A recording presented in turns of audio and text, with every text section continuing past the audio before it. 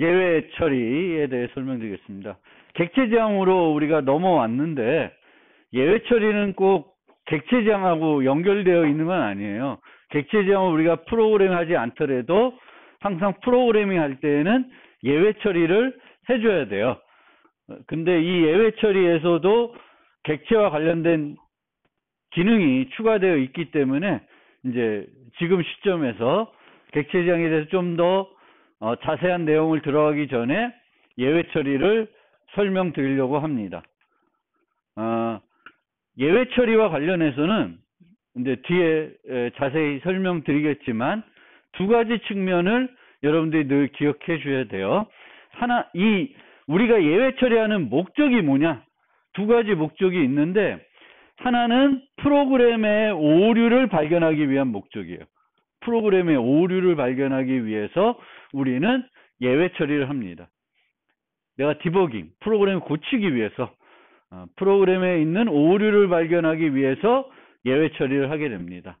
두 번째는 어쩌면 여러분들이 예외 처리하면 두 번째를 더 많이 생각하실 수 있는데 실제 프로그램이 완성이 돼서 우리가 사용을 하는 그걸 우리가 배포 버전이라고 말을 하면 이 배포 버전에서도 예기치 않게 예외들이 발생할 수가 있습니다.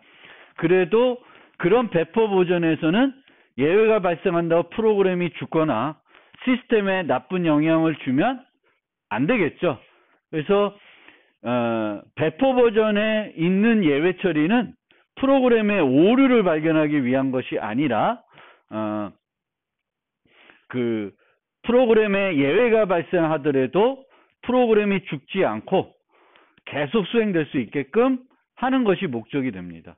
그러니까 프로그램을 개발할 때 우리가 중점을 두는 예외 처리하고 프로그램이 완료돼 가지고 배포 버전에 남아있는 예외 처리들은 조금 성격이 다르다는 거예요. 그래서 우리가 물론 프로그램 개발할 때 두 가지를 다 하지만 프로그램을 개발할 때는 좀 더 앞서 오류를 발견하는 데 초점을 둘 것이고 이제 프로그램이 완료가 되면 그 오류를 처리하기 위해서 넣었던 예외들은 다 끄집어내서 없앨 거예요. 왜냐하면 그 예외 처리가 프로그램 성능에 별로 좋은 영향을 주지는 않죠. 그래서 완성이 되고 나서 이런 예외가 절대 발생하지 않는다는 걸 확인하면 그거는 이제 걷어내는 거고 그래도 계속 남겨둬야 되는 예외 처리가 있는데 그 예외 처리는 프로그램이 동작했을 때 어떤 문제가 발생하더라도 프로그램이 계속 동작하게끔 하는 거. 계속 동작을 할 수 없더라도 사용하는 사람이 기분 나쁘지 않게 짜증나지 않게 하기 위한 요소가 이제 예외 처리가 되겠습니다. 그래서 우리가 이제 프로그램을 구현할 때 여러 함수들을 구현하게 되는데 어떤 함수 하나를 구현하는 관점에서 예외 처리를 좀 생각을 해봅시다.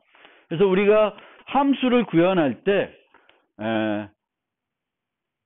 정상적인 경우에 뭘 해야 되는지를 먼저 구현할 수가 있습니다. 예외 처리를 하나도 생각하지 않고 정상적인 경우에는 어떻게 이 함수가 동작해야 하는지를 생각해서 그것을 구현할 수가 있습니다.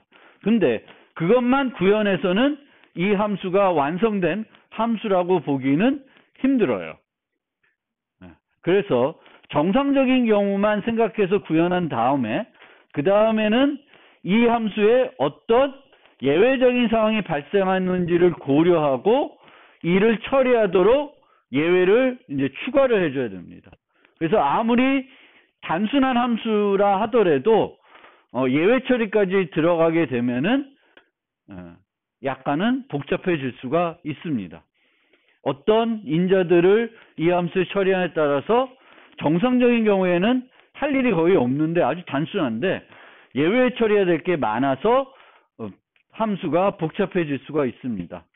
그럼 예를 들면 우리가 만들어봤던 은행 계좌를 한번 생각을 해보면 은행에 인출 메소드가 있었어요. 그럼 인출 메소드의 정상적인 경우에는 뭘 하면 되냐면은 유지하고 있는 잔액에서 이 어마운트를 빼주면 돼요. 그러니까 정상적인 경우에 해야 될 일은 요 한 문장이면 끝나요. 별로 할 게 없는 거죠. 그러면은 이 경우에도 그러면 어떤 예외가 발생할 수 있는지 생각을 해봐야 되겠죠. 주로 사전 조건, 사후 조건이 있는데 사전 조건에 위배된 상태로 인자가 전달될 수가 있습니다. 그러면 그걸 검사해서 그런 위배된 상태에서 누가 쓰고 있다라는 거를 찾아가지고 오류가 있다는 거를 알려줘야 되는 거죠. 그거 쓰는 사람한테. 그래서 예외 처리를 해줘야 되는 거예요. 그러면 이 withdraw의 사전 조건은 뭐냐? amount는 0보다는 커야 되겠고 잔액, 현재 유지하고 있는 잔액보다는 같거나 작아야 돼요. 그게 이제 같거나 작아야 되는 거죠. 그게 아니면 그 조건을 만족하지 않으면 이 withdraw를 쓰고 있는 그 측에서 뭔가 잘못하고 있는 거예요. 그래서 그 잘못하고 있다는 걸 알리는 게 예외 처리가 되겠습니다. 그리고 어떤 잘못을 하고 있냐? 그것을 세분화시켜서 알려줄 수가 있습니다. 그러니까 이 경우에는 amount가 0이거나 음수인 경우와 amount가 잔액보다 큰 경우는 서로 성격이 조금 달라요. 성격이 조금 다릅니다. amount가 음수이거나 0인 경우는 이거는 프로그램 오류일 경우가 많습니다. 그러니까 이 인자가 사전 조건을 위배한 원인이 뭔지를 우리가 좀 생각을 해봐야 되는 거고, 그 원인들이 다르면 이 다르다는 거를 구분해서 알려줄 필요가 있어요.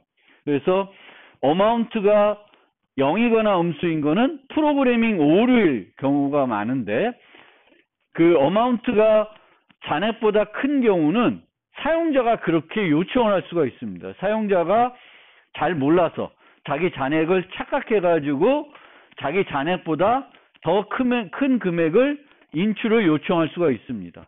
그러면 그럴 때는 사용자한테 잔액이 부족해서 인출할 수 없다라는 걸 알려줘야 되겠죠. 그러니까 성격이 다르다는 거예요. 그 성격이 다르면은 그걸 구분해가지고 다르게 알려줄 필요가 있습니다. 이게 발생했는지 저게 발생했는지 이 함수를 호출한 사람이 알 수 있도록 해야 됩니다. 그래서 우리가 함수를 구현할 때, 그러니까 프로그래밍 할 때 발생할 수 있는 예외를 생각해낼 수 있는 것도 프로그래머가 갖춰야 되는 중요한 어떤 역량, 기술 중에 하나예요. 그러니까 여러분들이 어떤 프로그램 할 때 내가 프로그램 하려면 만들어야 되는 함수가 있고, 그럼 이 함수가 어떤 예외적인 상황들이 발생할 수 있는지를 잘 찾아내야 되는 거죠. 그거를 못 찾아내면 그 예외가 실행 시간에도 발생될 수가 있고, 그럼 프로그램이 오동작하거나 죽을 수가 있습니다. 그래서 예외는 내가 예측한 것만 처리하는 거지, 내가 몰랐던 예외는 처리가 안 되는 거고 남아 있는 거죠. 그러면 실제 프로그램이 실행될 때 그런 상황이 발생하게 되면은 프로그램이 이제 오동작하게 되는 겁니다. 그 다음에 여기 보면은 이제 정상적인 경우만 생각해서 먼저 구현하는데, 보통은 이제 정상적인 경우에도 우리가 조금 구분해 가지고 처리하는 경우도 있습니다. 그러니까 예를 들면 뭐 is palindrome. 팔린드롬은 앞으로 읽거나 뒤로 읽거나 똑같은 애들이죠. 그러면 이제 이런 팔린드롬을 찾는 함수다. 그러면은 어떤 경우에 이제 별도 처리하면 좋냐면은 뭐 길이가 1인 경우, 뭐 이런 것들, 길이가 1인 경우, 뭐 얘는 뭐 길이가 1인 거 굳이 처리할 필요가 없을 수도 있는데, 하여튼 그런 걸 제가 말씀드린 거예요. 예를 들면 그 다음 게 조금 더 이제 많은 경우를 배제할 수 있을 텐데, is valid parenthesis. 그럼 가로가 잘 쌍이 맞는지인 거죠. 그럼 가로들로만 구성되어 있는 문자열이 들어온다. 그러면 저 길이가 뭐여야 돼요? 가로에 쌍이 잘 맞춰져 있는지 보려고 그래요. 그러면 짝수이어야 되는 거지. 홀수가 들어왔어. 그러면 저거는 절대 정상적으로 올바른 가로가 구성될 수가 없는 거죠. 짝수이더라도 뭐 거꾸로 될 수 있으니까 그런 검사를 해야 되겠지만, 홀수이면 굳이 긴 문자열을 내가 내 알고리즘 갖고 검사를 안 할 수가 있어요. 그래서 정상적인 경우에도 내가 해야 되는 일은 유효한 괄호인지를 검사해야 되는데, 그것도 항상 내 알고리즘을 적용하는 게 아니라 내 알고리즘은 짝수인 경우면 적용하게끔 만들면 되는 거죠. 홀수인 경우는 아예 버리는 거니까. 그래서 프로그램을 짤 때 우리가 정상적인 경우에 뭘 해야 되는지, 그리고 이 정상적인 경우에도 하나의 알고리즘 갖고 다 그걸 처리할 건지, 아니면 어떤 특수한 경우로 나눠가지고 구분해서 처리할 건지, 그런 것들을 이제 낼 수가 있어야 되는 거고요. 그 다음에 어떤 예외적인 상황들이 발생할 수 있는지를 생각해 내야 됩니다. 그래서 우리가 함수를 실행하는 도중에 예외를 발견했을 때 해야 하는 일들은 뭐냐? 첫 번째가 사용적인 자원에 대해서 필요한 조치들을 하는 거예요. 프로그램이 이제 더 이상 정상적으로 진행할 수 없다고 판단된 상황이니까, 그러면은 내가 이제 짝으로 꼭 해줘야 되는 것들이 있어요. 동적 할당했으면 반납해줘야 되고, 파일을 열면 파일을 닫아줘야 되는 그런 짝으로 꼭 해야 되는 것들이 있으면은, 프로그램에 어떤 오류가 발생을 하게 되면은 그런 것들을 해줘야 되는 거죠. 내가 함수에서 앞에서 파일을 열었어. 근데 하다 보니까 문제가 있어. 그러면 함수를 비정상적으로 종료하기 전에 파일을 닫아줘야 되는 거죠. 내가 동적 할당해서 뭐 쓰고 있는데 함수를 비정상적으로 종료해야 돼. 그러면 그 동적 할당된 공간을 반납하고 함수를 종료시켜줘야 됩니다. 더 좋은 거는 함수 호출 전의 상태로 복구해 주는 거예요. 내가 막 뭘 했어. 근데 함수를 완전히 끝내는 게 아니라 중간에 중단을 해야 돼. 그러면 그 했던 거를 다 되돌리면 좋겠죠. 근데 다 되돌리는 게 어려울 수도 있습니다. 쉽지 않을 수 있는데, 온전히 복구가 가능하면은 이 함수는 강한 안전성을 제공한다 그래요. 그리고 여기서 주로 지금 말씀드리는 요 상황들, 함수 실행동이 예외가 발견했을 때 해야 하는 일은 배포 버전에 남아있어야 되는 예외 처리에 대한 것이지, 오류를 발견하기 위한 예외들은 그냥 프로그램 죽으면 돼요. 그럼 거기서부터 다시 내가 프로그램을 잘 만드시면 되는 거고요. 그 오류가 발생하지 않게끔 프로그램을 구성하면 됩니다. 근데 이 예외 처리가 프로그래밍 오류를 발견하기 위한 것이 아니라 배포 버전에서도 남아있어야 되는 그런 예외들이면 이런 것들을 해줘야 됩니다. 그리고 온전히 복구할 수 없다 그러면은 처리한 데이터가 유효한 상태로는 갈 수 있도록 해줘야 되는 게, 그러면 조금 더 좋을 수가 있습니다. 저것도 뭐 어떤 프로그램에 따라서는 저렇게 바꿔놓더라도 오동작을 할 수가 있는 거죠. 그러면 여기에 보면은 온전히 복구할 수 없으면 유효한 상태로 바꿔줘야 되는데, 그 유효한 상태가 그럼 뭐냐? 이런 불변 조건들을 우리가 좀 살펴봐야 돼요. 프로그램에 사용하는 데이터들이 꼭 만족해야 되는 어떤 상태, 이런 것들을 보고 그 상태로는 바꿔줘야 된다는 거죠. 그래서 은행 예에서는 잔액은 우리 응용에서는 마이너스 통장은 없어서 항상 0보다 같거나 크다, 잔액들은. 그러면 프로그램을 동작하다 보니까 얘가 음수가 됐네.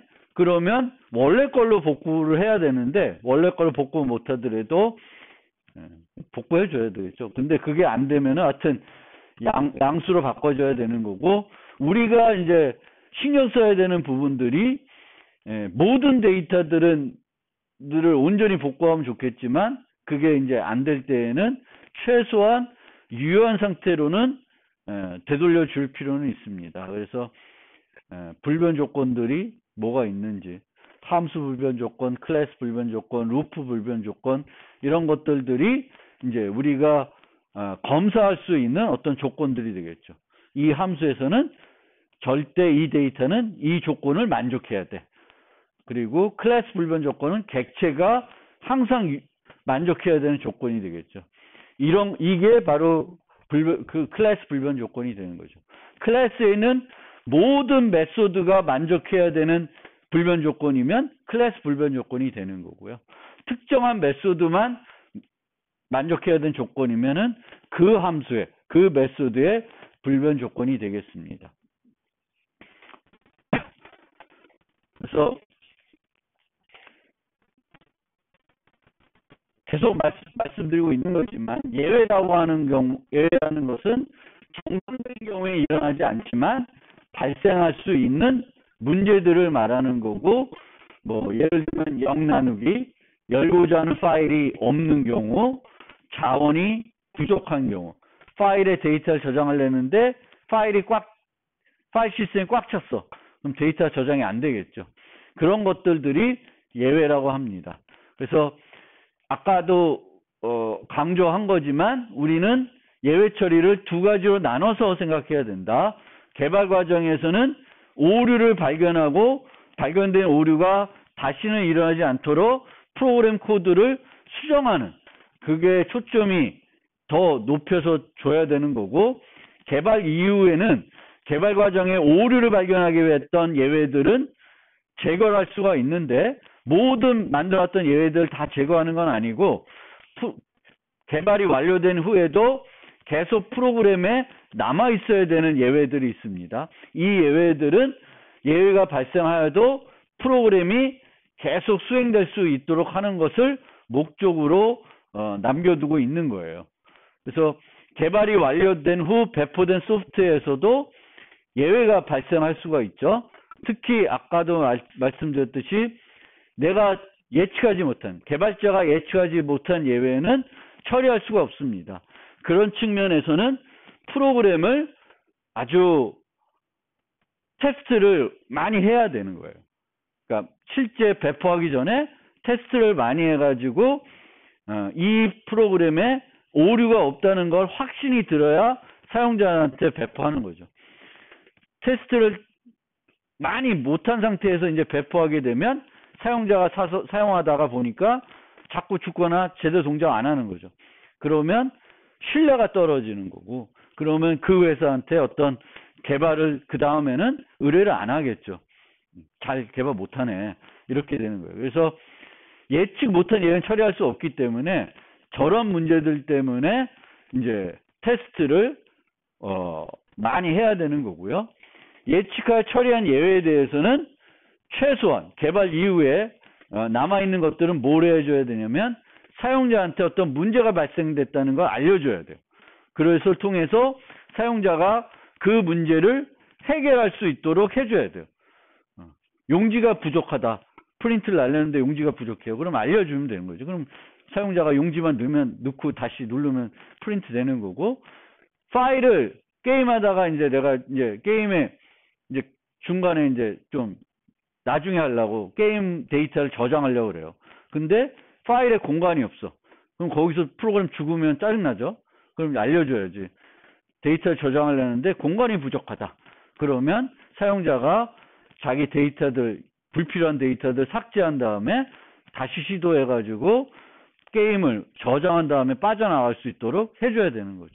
그래서 사용자한테 오류 사실을 알리고 현재 작업, 프로그램이 종료가 되더라도 현재 작업을 저장할 수 있도록 해줘야 돼요. 근데 이 현재 작업을 저장하는 것도 쉬운 문제가 아니에요. 그냥 예측 못해서 막 죽어버리니까, 그러면 되게 또 신뢰가 떨어지니까 보통 또 어떤 방법을 쓰죠? 현재 작업을 저장하기 위해서 아래 한글 같은 거 어떻게 해요? 현재 작업을 저장해요. 주기적으로 저장하죠, 그냥. 혹시나 뭔가 예측 못해서 죽었는데 사용자가 데이터를 날리면은 되게 짜증나니까 그걸 위해서 주기적으로 막 저장을 하는 거예요.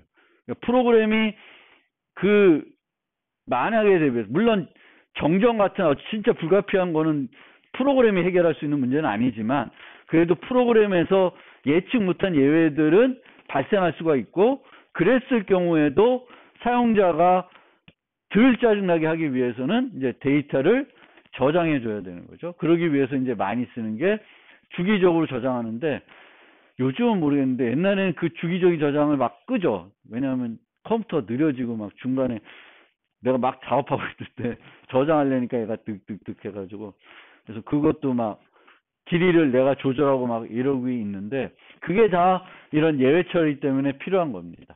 그 다음에 이제 우아하게 종료할 수 있도록 그러니까 더 이상 프로그램이 계속 수행될 수 없는 예외가 발생을 했어요. 그러면 이제 프로그램을 다시 실행하게끔 죽이고 다시 실행하게끔 해야 되는데 여기 보면 우아하게 종료할 수 있도록 해줘야 된다는데 저 우아하게 종료하는 거는 개발자의 몫은 아니에요.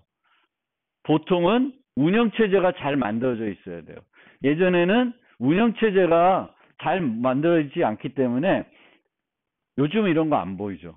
블루 스크린. 예전엔 프로그램 막 윈도우 이런 거 프로그램 쓰다 보면은 이런 블루 스크린이 떴어요. 근데 이런 블루 스크린은 소프트웨어가 문제가 있어서 발생하는 건데 그 소프트웨어 문제를 운영체제가 커버를 못하는 거죠. 그러니까 소프트웨어가 오동작했는데 운영체제가 이제 오동작하게 되는 거고 그럼 시스템을 재부팅하지 않으면 쓸 수 없게 되는 상태가 되는 거예요. 그거는 최악인 거지. 최악인 거예요. 그래서 요즘은 이제 이런 것들이 많이 안 나타나고 실제 이런 문제들 때문에 예전에 저처럼 이제 윈도우에서 맥으로 넘어온 사람들이 좀 있죠. 맥은 저런 게 블루 스크린 이런 게 없었으니까. 윈도우 초기에 있었지만 맥은 없었어요. 그래서 저런 블루 스크린이 있어서 이제 맥을 쓰는 사람도 있습니다. 요즘은 뭐 그래도 좀 많이 좋아졌죠. 그러면 이제 프로그래머가 프로그램할 때 고려해야 되는 어떤 문제들이 있냐? 크게 세 가지 문제가 있는데 첫 번째가 개발자가 제일 신경 써야 되는 문제죠. 프로그램을 잘못해서 발생하는 문제예요. 뭐 아주 대표적인 예가 이런 거죠. 뭐 여기다 직접적으로 -1 쓸 리는 없겠지만 내가 A에서 I라는 색인을 썼는데 이 I 변수가 양수여야 되는데 또 유효한 범위 내에 있어야 되는데 범위를 벗어날 수가 있는 거죠. 그러면 프로그램이 오동작을 하게 될 것입니다. 그래서 이런 경우가 되겠고 프로그램을 잘못해서 나타난 문제고요. 이런 문제들은 소스를 수정해야 되는 거고요. 그 다음에 예측해서 해당 문제를 뭔가 처리만 하면 충분히 해소하고 계속 프로그램을 시행시킬 수 있는 그런 문제들이에요. 대표적인 게 사용자 입력 오류예요. 사용자가 잘못된 데이터를 입력한 거예요. 프로그램이 기대하지 않은 데이터. 그래서 이런 사용자 입력 오류는 원래 그 함수들이 그 데이터를 받았을 때 검사를 잘 해야 되는 거죠. 유효 범위가 아닌 것들은 다시 입력하게끔 사용자한테 요청을 해야 되는 건데 이 사용자 입력 오류는 프로그램을 잘 만드는 것보다 더 중요한 게 인터페이스를 잘 만드는 거예요. 인터페이스 잘 만들어서 엉뚱한 데이터를 아예 사용자가 입력할 수 없도록 만드는 겁니다. 이렇게 날짜를 선택하게 하는 것과 그냥 3개 칸 줘서 사용자가 2, 4, 뭐 연도 이렇게 입력하는 것과 차이가 있습니다. 사용자 중에 특이한 사람 많아가지고 뭐 유효하지 않은 데이터를 막 집어넣을 수가 있죠. -1도 넣고 막 월은 1에서 12인데 막 15도 넣어보고 막 이럴 수가 있습니다. 근데 이렇게 주면은 원래 기대한 날짜는 아닐 수 있어도 엉뚱한 날짜가 들어올 리는 없는 거죠. 이 중에 하나 선택을 해야 되는 거니까. 그래서 사용자 입력 오류는 우리가 체크를 잘 해야 되겠지만 더 중요한 거는 인터페이스를 잘 만들어서 사용자가 아예 엉뚱한 데이터를 입력하지 못하도록 만들어주는 게 제일 중요한 거예요. 그래서 입력 인터페이스는 사용자가 편리하게 입력하게끔 만들어주는 것도 중요한데, 또 하나 중요한 거는 오류를 입력할 수 없도록, 잘못된 값을 입력할 수 없도록 만들어주는 거예요.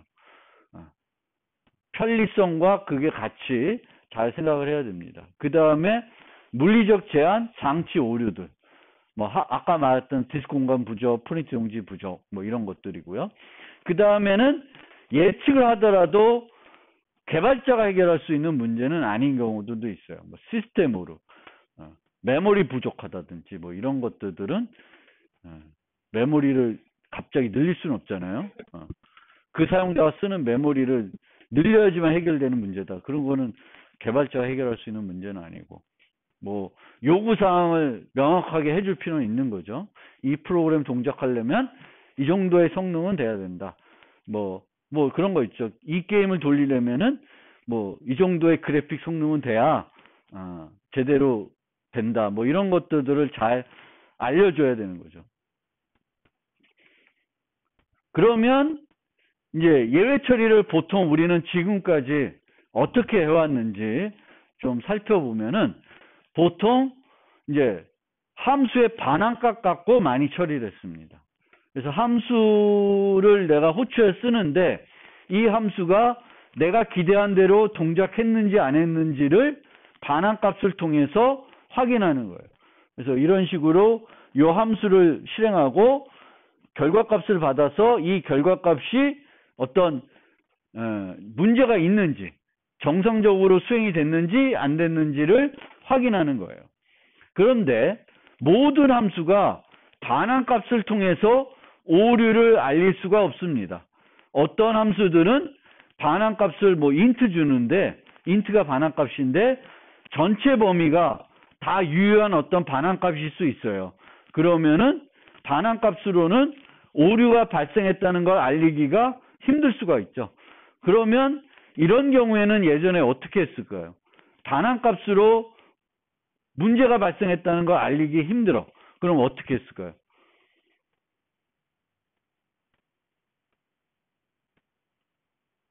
전역 변수를 많이 썼어요. C에서는. 전역 변수를 써서 전역 변수를 들어가기 전에 이제 초기화해 놓고, 아니면 그 함수에서 시작할 때 초기화해 놓고, 오류가 없는 상태로 초기화해 놓고 함수를 실행하다가 문제를 발견하면은 그 전역 변수를 어떤 값으로 바꿔 놓는 거예요. 그러면 우리 끝나고 나면 반환값을 보는 게 아니라 그 전역 변수의 값을 살펴봅니다. 그래서 그 전역 변수가 뭐 특정한 값이 아니면은 문제가 있는 거고, 그 값이 뭐냐에 따라서 오류의 종류가 또 달라지는 거죠. 그래서 전역 변수를 또 많이 썼었습니다.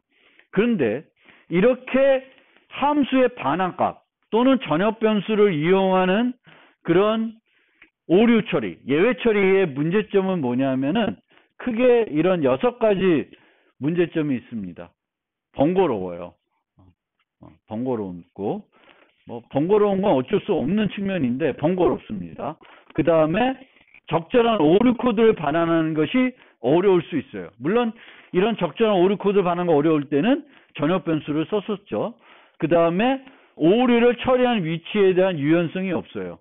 무조건 이 경우에는 함수가 끝난 다음에 처리하지 않으면 그 오류가 계속 누적이 돼서 더 심각한 문제로 옮겨질 수가 있습니다. 그래서 사용자는 반드시 확인해야 되는데 안 하는 경우도 많죠. 귀찮으니까 안 하는 경우도 있어요.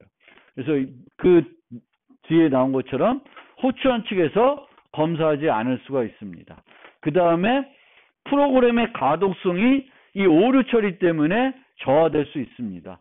내가 해야 될 일은 요 3개 함수를 연달아 부르는 건데 오류 처리가 들어가게 되면은 이게 잘 눈에 안 들어오는 거죠. 내가 지금 해야 될 실제 정상적인 경우에 수행되는 건 요건데 복잡한 예외 처리가 되어 있는 어떤 코드를 보면은 정상적인 경우에 뭘 하는 건지를 또 코드를 읽기가 매우 어렵습니다. 그리고 예외 처리를 이렇게 해놓게 되면은 정상적인 경우에도 성능에 영향을 줍니다. 계속 조건을 검사해야 되니까 오류가 없으면 검사하지 않아도 되는 건데 하고 있어서 이제 문제가 생기는 거죠. 그래서 이런 문제점들을 조금 극복하고자 이제 새로운 예외 처리 기법이 도입된 거고, 새로운 예외 처리 기법은 이 6가지를 모두 해결하냐? 그렇지 않습니다. 여전히 번거롭고요. 그리고 호출한 측에서 검사하지 않을 수도 있고요. 정상적인 경우에는 당연히 성능에 영향을 줍니다. 그래서 이 새로운 예외 처리는 요 2가지에 대해서 적절한 오류 코드 반환하는 거, 전역변 쓰는 거, 그런 거는 이제 없어요.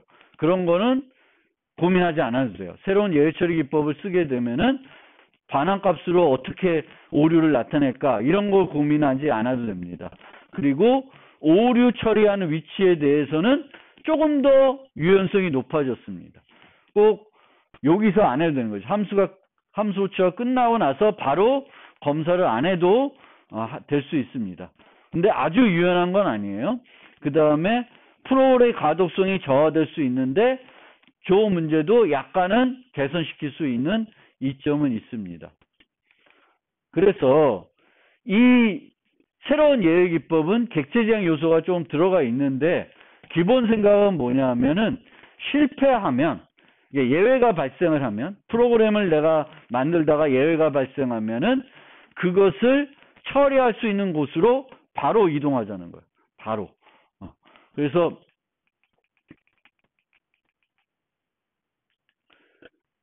이 이동을 하는데 그럼 어디로 가냐?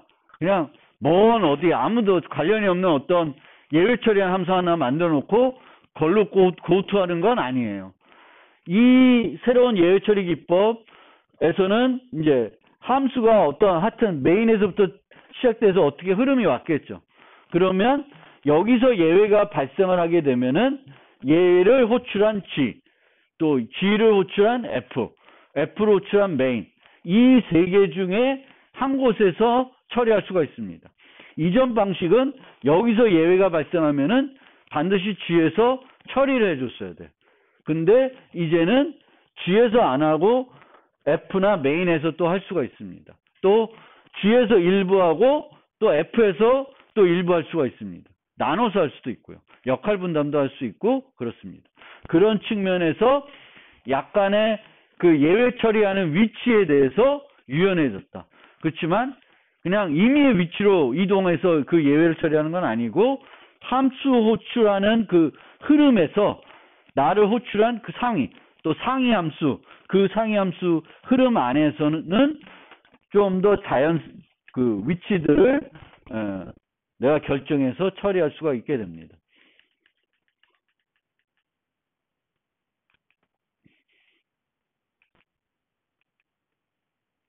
그리고 이제 예외가 발생하면 그걸 처리할 수 있는 곳으로 이동을 하게 되는데, 추가적으로 실패와 연관된 처리들을 묶을 수 있습니다. 묶어가지고 이제 관리를 하는 거죠. 문장 단위로, 함수 단위로 예외 처리하는 게 아니라 블럭 단위로 예외 처리를 할 수가 있습니다. 그래서 FGH, F를 부르고 나서 F의 예외가 발생하지 않으면 G, H를 실행해야 되는 건데, F가 발생하면은 G와 H를 실행하면 안 돼. 그러면 그걸 묶어줄 수 있어요. 그러면 F에서 실행하다가 예외가 발생하면은 G와 H는 실행이 안 되게끔 만들어줄 수 있습니다. 그래서 그런 기능을 이제 추가를 했고요. 그리고 이렇게 이제 하게 되면은 장점은 이제 프로그램 주 로직에서 오류 처리 부분을 제어할 수 있다고 하는데, 가장 이점은 오류 처리 위치를 유연하게 결정할 수 있고, 역할 분담할 수가 있고, 반환 타입에 대해서 걱정하지 않아도 되는 거예요. 반환 타입을 갖고 오류를 나타내는 게 아니라 예외를 처리하는 별도 메커니즘을 사용하고 있기 때문에 그냥 함수는 그 원래 함수의 기능에 맞게끔 반환 타입 만드는 거지, 오류 처리를 위해서 반환 타입을 뭔가 고민하고 정하고 그럴 필요는 이제 없어진 거죠. 그리고 이제 이 방법에서는 필요한 정보를 유치한 객체를 하나 생성을 해가지고 예외를 처리한 곳에 전달하게 됩니다. 그래서 여기서 이제 객체 제한이 들어간 요소는 예외가 발생하면 어떤 예외가 발생했는지 그 정보를 갖고 있는 객체가 그 오류를 처리하는 곳으로 자동으로 던져지는 거예요. 그럼 걔를 받아서 내가 그 정보를 보고 뭔가 할 수가 있는 겁니다. 근데 뭐 이렇게 쓰더라도 아주 깔끔하게 모든 문제가 해결된 건 아니기 때문에 여전히 이제 새 방법도 쓰고 필요하면 예전처럼 반환값 갖고도 예외 처리하기도 해요. 그래서 뭐 절대 이제는 앞으로는 새 기법만 쓰고 반환값을 이용한 예외 처리는 하지 마라. 그런 건 아니고 내가 봤을 때 어떻게 하는 게 더 좋은지 더 효과적인지 잘 판단해서 예전에 썼던 기법과 현재 기법을 같이 이제 적절히 섞어가지고 쓰시면 되겠습니다. 그러면 실제 예외가 발생하면 어떻게 되냐? 예외가. 그러니까 예외가 발생했는데, 그러니까 이제 그 우리가 사용하는 이제 C++ 라이브러리에 있는 함수들은 C부터 있던 것들은 조금 다른데 C++에 추가된 어떤 그런 함수들은 어떤 문제가 발생하면은 예외를 발생하게 돼요. 그런데 그러면 그 예외를 내가 처리하지 않으면은 바로 프로그램은 죽습니다. 그러니까 예외가 발생했는데 그 예외를 내가 처리하지 않으면 프로그램은 죽게 돼 있어요. 예를 들면 이런 프로그램이 있어요. 이 프로그램은 이제 사용자들부터 어떤 배열의 용량을 받은 다음에 그 용량만큼 배열을 확보해 가지고 사용하는 예예요. 그런데 사용자가 여기서 -1을 입력했어요. 양수를 입력해야죠, 용량은. 근데 -1을 입력하게 되면은 여기서 동적 할당하는데 -1이 들어가는 거죠. 여기 캐패시티에 -1이 들어가게 됩니다. 그러면 new를 이용해서 동적 배열을 생성하는데 용량을 -1을 주게 되면은 badcast라는 예외가 발생하게 돼요. 근데 이 프로그램에서는 그 예외를 처리하고 있지는 않죠. 그거를 뭔가 캐치해가지고 처리하고 있지는 않습니다. 그러면 프로그램은 죽어요. 죽고 콘솔에 어떤 예외가 발생했다고 표시가 됩니다. 그러면 저런 예외들을 처리하려고 그러면 어떻게 해야 되냐? 이 기법에서는 try catch 하는 거예요. try catch. 그래서 예외가 발생할 수 있는 코드들을 try절 안에 넣어요. try절 안에 예외가 발생하는 코드를 넣고 이 예외 여기서 그러면 똑같이 예전처럼 이 try절에 있는 문장들을 한 줄 한 줄 한 줄씩 실행하게 됩니다. 실행하다가 예외가 발생하면은 더 이상 그 밑으로는 실행하지 않아요. 그리고 어디로 와요? catch로 옵니다. catch로 와서 이 예외를 잡으려고 그래요. 근데 이 catch에서 여기서 발생된 예외를 잡을 수 없으면 프로그램은 여전히 죽습니다. 근데 catch를 하게 되면은 이 catch문이 실행되고 나머지가 정상적으로 실행이 되는 거예요. 그래서 예외가 발생할 수 있는 코드들을 내가 사용할 때에는 try catch를 통해서 잡을 수가 있습니다. 근데 이런 예외들은 try catch 하는 게 아니에요. 얘는 이런 식으로 검사를 해가지고 예외가 발생하지 않게끔 만들어야 되는 거예요. 그리고 이렇게 프로그램 짜면 프로그램이 죽잖아요. 그러면 기분 나쁜 게 아니라 잘 된 거예요. 프로그램을 짰는데 프로그램이 죽어. 그러면 여러분들은 행복해야 돼. 왜? 오류를 발견한 거구나. 오류를 발견하지 못하는 게 원래 더 슬픈 거예요. 오류를 발견하면은 그 오류는 그냥 수정하면 되는 거니까 오류를 내가 모르고 있고 그 오류가 있는데도 나는 이 프로그램이 완벽하다라고 생각하는 게 그게 문제인 거지. 오류를 내가 있는데 프로그램 테스트다 보니까 프로그램 죽어. 그러면 짜증날 게 아니라 행복해야 돼. 아, 오류가 있구나. 고치면 되지.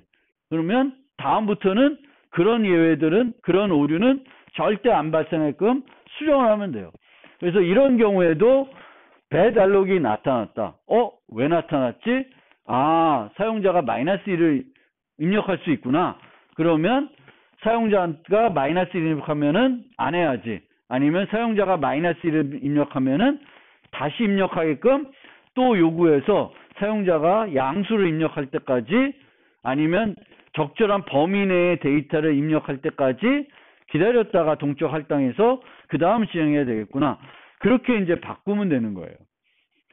근데 요 흐름은 그냥 예외를 여러분들이 좀 이해하게끔 이제 설명드린 거고요.